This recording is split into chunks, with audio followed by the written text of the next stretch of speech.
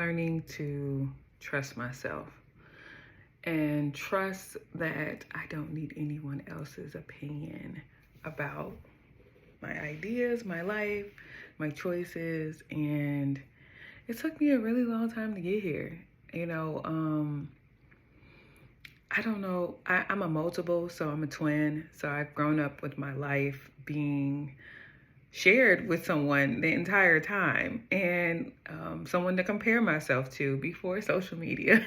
I had my twin sister to compare myself to, and everybody else to compare me to. And so what comes with that is a lot of questioning and comparison and learning to release that. I don't need to talk, sound, look like the person that looks exactly like me, but then also you think about the world and everything we're bombarded with in terms of people's ideas and personalities and what looks like success, what looks like happiness.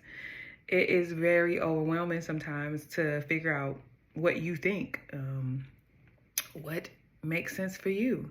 And I am learning that the best way to do that is pay attention to your body. Pay attention to when your shoulders are like this and when they're relaxed. Pay attention what do you laugh easily about? Where do you feel the most like yourself, like you're not trying because you're just being? Those are the areas, and those are the nudges. And then also, what are you afraid of? Other people are like, why are you so nervous about that? Sometimes that's because your spirit knows something's more is going to come of this situation or circumstance than you do, but you don't know why. And the other people from the outside looking in can't relate to that because they're not having your experience. So I wanted to share this to say, if you feel personally, internally, which is really where you live. You don't really live out here in this physical world as much as we think we do. We live on the inside, in our thoughts, in our emotions, in our feelings, even as we try to pretend or not have them or reduce them and everything else. That's your life, is you, how you carry yourself, how you take care of yourself, how you talk to yourself, what you allow. It's all about you.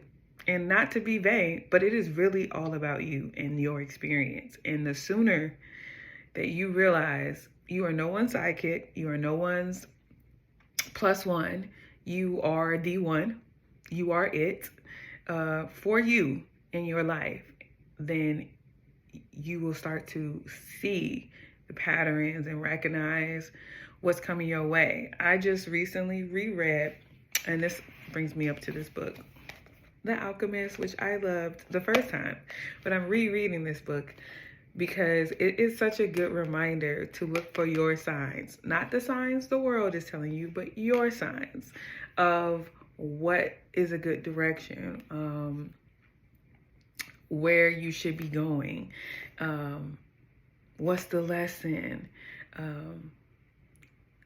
when to stop, when to go, when to pause.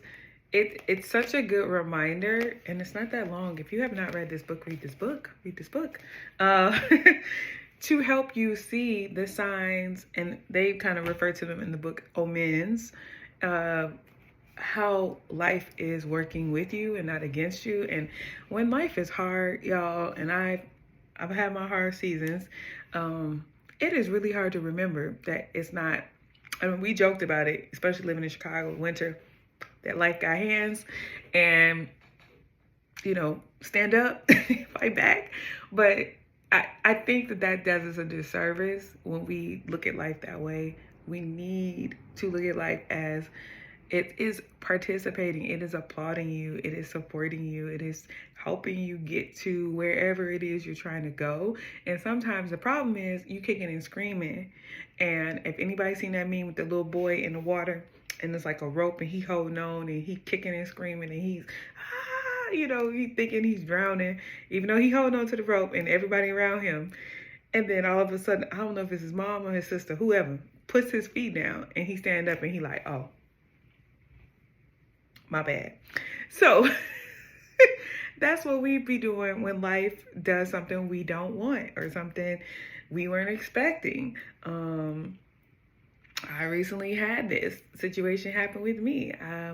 The closest relationship I had ended as far as friendships. And I wasn't expecting that to happen when it happened, and kicking and screaming. But I've, as I've gone through the emotions and the processing of everything I felt, because the love for me was real and deep and genuine, and it was what it was.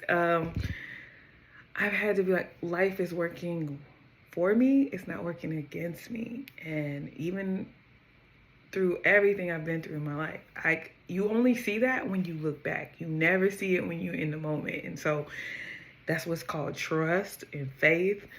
And I just wanted to offer this to people because it's the beginning of the year. It's a lot of pressure to get it together and make this your year. And I think what you have to realize is that you always have been a big deal. You will always be a big deal as long as you're waking up every morning. And to trust that, have faith in that, and give yourself the grace, the compassion, the support you probably given to the 50, 11 other people to you. So I hope this encourages you. And if it does, leave me a message just letting me know how you are going to be supporting you into this new season.